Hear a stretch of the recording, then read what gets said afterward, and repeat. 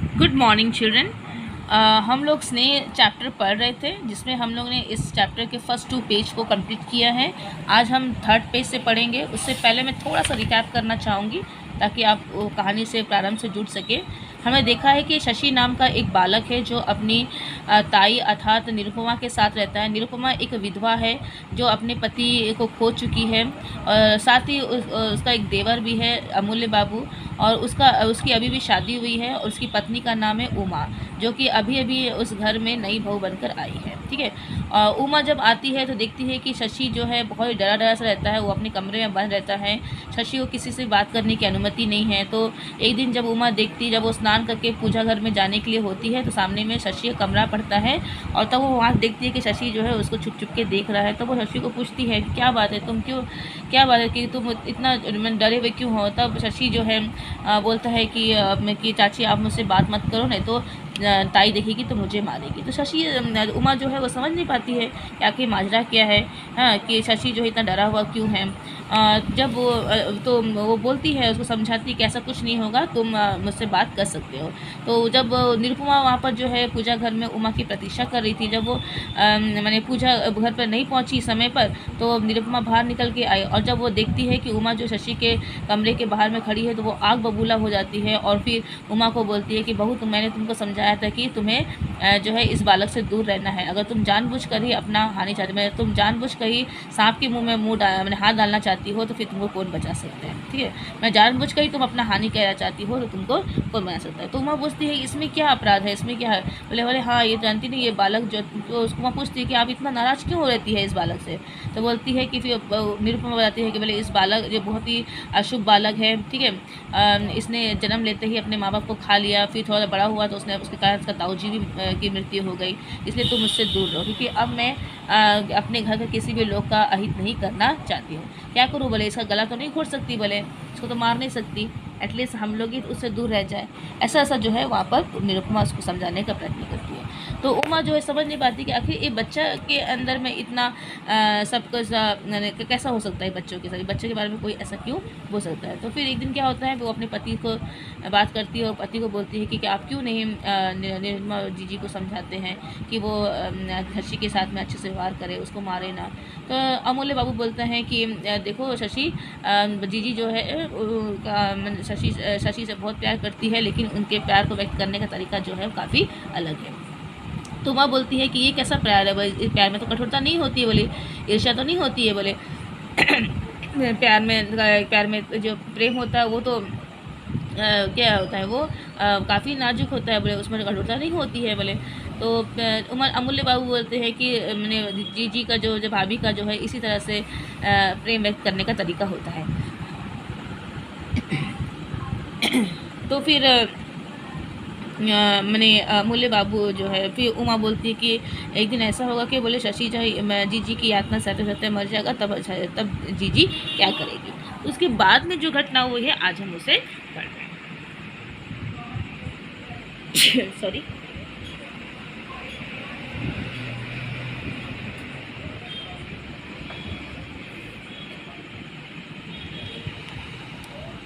कहते कहते उमा की आंखें छलछला आई और उस समय शशि की चित्कार उसे सुनाई दी।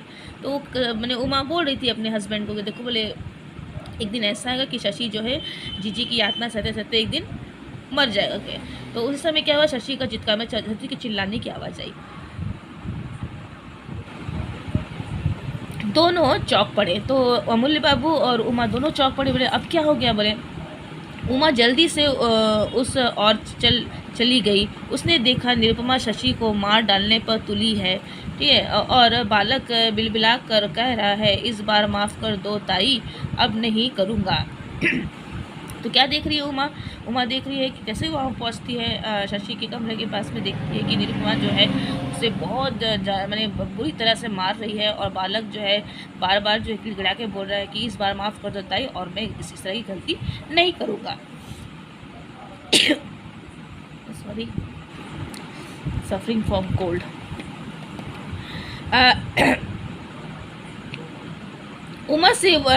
उमा से यह ना देखा गया। उसने निरुपमा के पैर पकड़ लिए बोली अब छोड़ दो जीजी।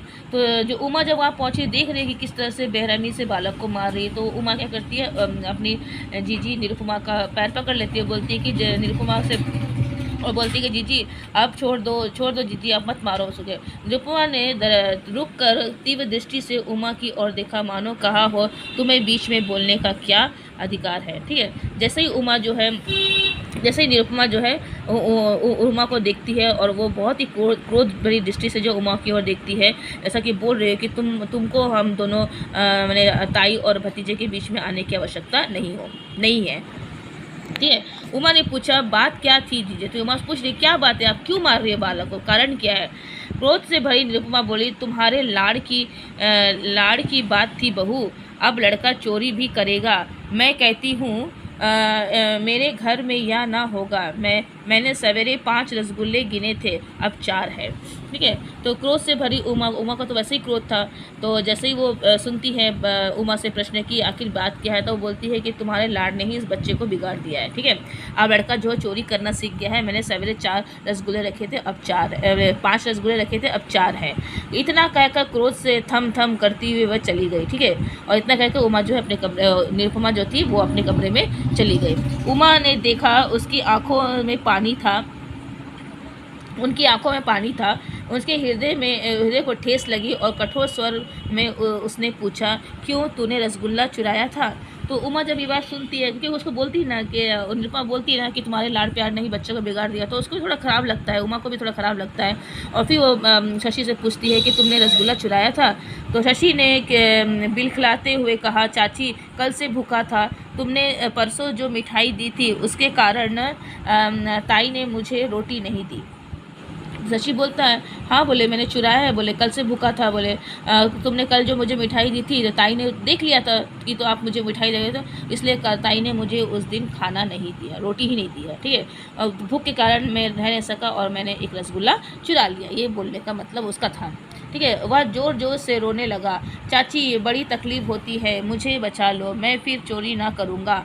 वह आगे ना बोल सका, संज्ञाहीन सा होकर गिर पड़ा। संज्ञाहीन मैंने अनकॉन्शियस होकर वो गिरने लगा। ठीक है, वो जोर से रोने लगा। शशि बोला कि चाची मुझे बचा लो, और मुझसे ये सब सहा नहीं जाता है, इतना मार पड़ता है मैं, और मैं इन मारों को नहीं सह सकता हूँ। और ये बोलकर भी अनकॉन्शियस होकर नीचे गिर जाता है। उमा ने यह सब देखा और चीख कर वह भी वहीं गिर पड़ी। उमा भी जब देखती है उसको भी बिल्कुल बहुत ही ख़राब लगता है, छोटे से बच्चे के साथ में किस तरह का व्यवहार हो रहा है, और वो भी जो है इस बात को सह नहीं पाती है, और वो भी चीख मार कर जो चिल्ला के वहीं पर गिर पड़ती है। और 3 दिन के बाद की घटना यहाँ पर दिखाई गई। 3 दिन बाद क्या दिखाया गया है कि उमा को बड़े जोर का बुखार चढ़ा हुआ है। दिखाया गया कि उमा बहुत ही बीमार है, उसको काफ़ी बुखार हो गया है। अमूल्य को डर था कि कहीं उमा की बीमारी घातक ना हो, वह बार बार बेहोश हो जाती थी, वह गर्भवती थी। ठीक है, तो अमूल्य बहुत डरे हुए थे कि क्या हो गया, बोले अचानक उमा को, बोले उसका बुखार भी नहीं छूट रहा है, बार बार बेहोश भी हो रही है। फिर डॉक्टर ने बताया कि वो गर्भवती है। ठीक है, उसके घर में भी एक नन्हा मेहमान आने वाला है, शशि का एक छोटा भाई आने वाला है। तो निरुपमा ने उसकी यह दशा देखकर वो कहा कि मैंने इसे कई बार मना किया, अमूल्य इस अभागे बालक की छाया में कष्ट की छाया है। तो फिर उमा जो है उमा के पास आती है देखने के लिए निरुपमा, तब वो अपने देवर अमूल्य को समझाती है कि मैंने उमा को कितना मना किया था कि इस बालक के साथ ना रहे, देखो इसी बालक के कारण जो है आज उमा की ये हालत हो गई है। ये बालक जो अभागा है, इस बालक के साथ में जो भी रहेगा उसको जीवन में वही कष्ट मिलेगा, ऐसा निरुपमा अमूल्य को बोलने लगी। अमूल्य मुस्कुरा कर रह गए। थोड़ी देर बाद जब उमा ने आंखें खोली तो उसका हाथ अपने हाथ में लेकर बोले उमा तुम्हें क्या हो गया। ठीक है, फिर जब जैसे ही थोड़ी देर बाद जब उमा की आंख खुली तब अमूल्य वहीं पर थे, और वो अपनी पत्नी को बोलने लगे कि क्या बात है उमा, क्या हो गया है, क्यों तुम अपने सेहत का ध्यान नहीं रख पा रही हो। ठीक है, तो उमा ने उन्हें देखा और पूछा शशि कहाँ है। तो जैसे ही उमा अपने पति की तरफ देखती है, फिर सबसे पहला प्रश्न वही करती है कि शशि कहाँ है। स्कूल गया है, उसे बुला दो, मैं अब ना बचूंगी। तो उमा बोलती है कि देखो तुम शशि को मेरे पास लो, मैं एक बार शशि को देखना चाहती हूँ कि अब मेरी तबीयत बहुत ख़राब लग रही है, मुझे लगता है कि अब मैं जीवित नहीं बचूंगी। अमूल्य उसके ऊपर झुक गए और प्रेम भरे स्वर में बोले, ऐसा मत बोलो उमा। उमा ने उसी तरह कहा, आपको दुख होता है पर मैं क्या करूं, मेरे कारण उस बालक को बहुत कष्ट उठाने पड़ते हैं, उसे एक बार मेरे पास ला दो। ठीक है, तो फिर जो ये बालक जो है तो उमा उसको बोलती है कि बोले कि आप, मैं समझ रही हूँ कि आपको मेरे बातों को सुनकर अच्छा नहीं लग रहा होगा, लेकिन मैं क्या करूँ, मुझे बहुत दुख हो रहा है, मेरे कारण उस बालक को मारा गया है, मैंने उसको जो मिठाई दी थी उसके कारण आज जीजी ने उसे इतना पीटा है, मेरे कारण जो बालक जो है कष्टों को सह रहा है। ठीक है, उसे एक बार मेरे पास ला दो और मैं जीना नहीं चाहती हूँ, कि पता नहीं अब मैं जी भी पाऊँगी कि नहीं। ऐसा वो उमा अमूल्य बाबू को बोलने लगी। उधर ही आती हुई निरुपमा ने उन वाक्यों को सुना। तो निरुपमा आ रही थी उसी तरफ, उसने उमा की उस बातों को सुना। वह बोली, जिसके कारण तुम इस दशा को पहुंच गई, उसको देखने की साध अब भी बाकी है, तुम्हें उसकी छाया से भी बचना चाहिए बहू। तो उमा को बोलने लगी निरुपमा, तुम्हारी जो हालत हुई है उसी अभागे बालक कारण हुई है, और तुम उसी बालक को अपने पास में देखना चाहती हो, तुमको तो उससे दूर रहना चाहिए। तो तुमने यह क्या कहा जीजी? उमा ने हृदय के आवे को रोकते हुए कहा। तो उमा बोलती है, आप ये क्या बोल रही हो जीजी? हाँ, वो बालक अभागा नहीं है, शशि को उसके मामा के यहाँ भेज देती हूँ, या इस अभागे बालक के कारण मैं अपनी चांसी बहू को नहीं खो सकती। कहते कहते निरुपमा की आंखें भर आई। तो निरुपमा तो उसको पूछती है उमा कि दीदी आप ये क्या बोल रहे हो? तभी निरुपमा बोलती है कि काम करती हूँ, मैं शशि को उसके मामा के यहाँ भेज देती हूँ, क्योंकि मैं तो शशि के कारण तुमको नहीं खोना चाहती हूँ। मैं निरुपमा बोलने लगी उमा को कि शशि के कारण मैं तुमको को नहीं खोना चाहती हूँ। ठीक है, तो उमा कोई उत्तर नहीं दे सकी।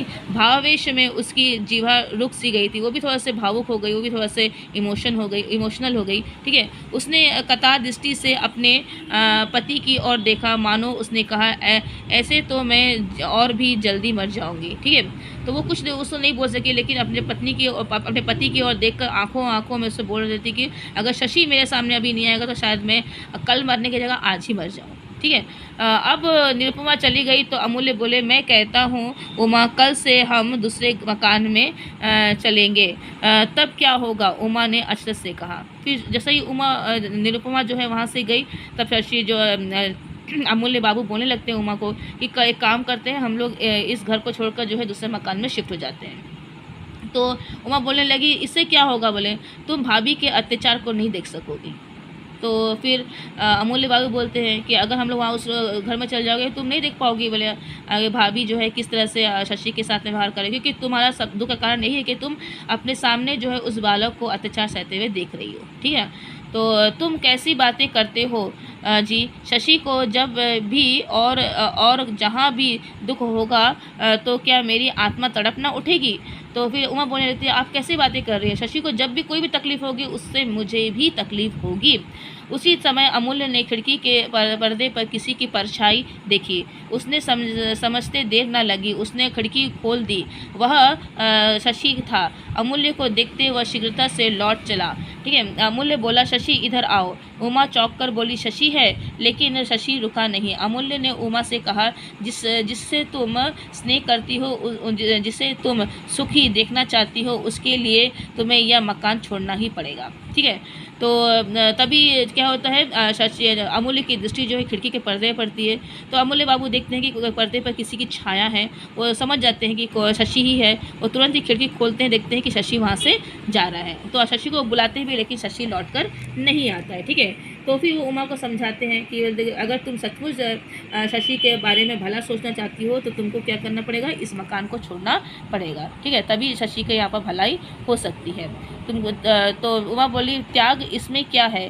त्याग इसमें क्या है? मैं सोचती हूँ क्या हम कायर नहीं हैं? तो उमा बोलती है कि ये करने से शशि सचमुच बच जाएगा, ये तो कायरता है। परंतु शशि के दुख का प्रधान कारण तुम हो उमा। तो फिर अमूल्य बोलते हैं कि तुम्हारे कारण ही शशि पीड़ित हो रहा है ना, क्योंकि निरुपमा भाभी नहीं चाहती है कि तुम शशि से बात करो, और बिना शशि से बात किए तुम रह नहीं सकती हो। ठीक है, तो इसको समझाते हैं अमूल्य बाबू कि तुम बीच में से हट जाओगी तो भाभी इतनी कठोर ना होगी, कि अगर तुम नहीं रहोगी तो भाभी का जो कठोरता है वो थोड़ा कम हो जाएगा, फिर शायद शशि के साथ में ऐसा व्यवहार ना हो। परंतु शशि के दुख का अच्छा, उमा ने सोचा कि अमूल्य ठीक कहते हैं, दूसरे के अधिकार की वस्तु को अपना बनाकर कौन सुखी रहा है। शशि जीजी से अलग नहीं हो सकता, और ना जाने क्यों उस अभागे बालक पर मेरी इतनी ममता है, ना जाने क्यों। ठीक है, तो फिर वो सोचती है कि बोले कि अमूल्य बाबू जो है ठीक ही बोल रहे हैं। ठीक है, और वो शशि तो मैंने निरुपमा भाभी के मैंने जीजी के साथ ही रहता है, तो उसको तो मैं वहाँ से अलग नहीं कर सकती हूँ, और लेकिन और मेरी जो ममता पता नहीं क्यों उस बालक के प्रति इतने अधिक है, लेकिन मैं इस ममता के लिए जो है उसको अहित नहीं करना चाहती हूँ। यदि मेरे दूर जाने से निरुपमा जो है जीजी का व्यवहार जो है शशि के प्रति बदल जाता है, और वो शशि के प्रति अपनी कठोरता को कम कर देती है, तो मैं ये त्याग करने के लिए भी तैयार हूँ। इस तरह से उमा जो है मैंने अपने पति की बात को मानती है, और वो निश्चित करती है कि वो भी इस मकान को छोड़कर चली जाएगी, ताकि शशि जो है अपनी ताई के अत्याचार से बच सके, और और वो अपना जीवन जो है अच्छे से जी सके। तो आज मैं यहीं तक रख रही हूँ ये स्टोरी को। आप भी देखिए, वीडियो ध्यान से देखिए, समझिए।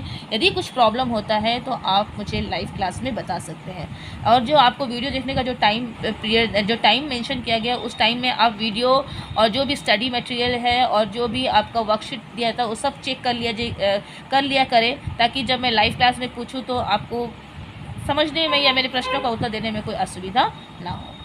आई होप कि जितना मैंने पढ़ाया है आपको समझ में आया होगा। यदि फिर भी कुछ प्रॉब्लम होता है तो आप मुझे ज़रूर बताइएगा। Thank you.